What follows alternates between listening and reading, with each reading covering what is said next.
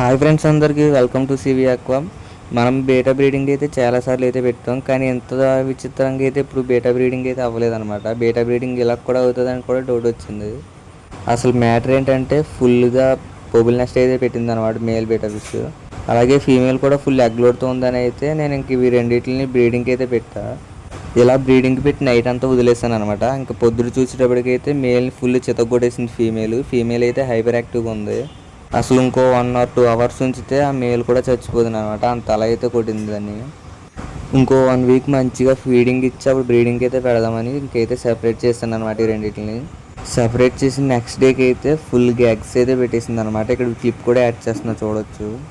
దీన్ని అయితే first time breeding పెట్టాను అనమాట. ఇంతకు ముందు ఎప్పుడు దీన్ని బ్రీడింగ్ అయితే పెట్టలే. సో ఇదైతే సెల్ఫ్ బ్రీడింగ్ అయితే చేసింది అనమాట. ఇక్కడ చూసుకోవచ్చు క్లియర్గా ఎగ్స్ అన్ని ఆ పైన అయితే ఉన్నాయి కదా బబుల్ రేపర్లో. బాగా డార్క్ వైట్ కనిపిస్తున్నవన్నీ ఎగ్స్ అనమాట.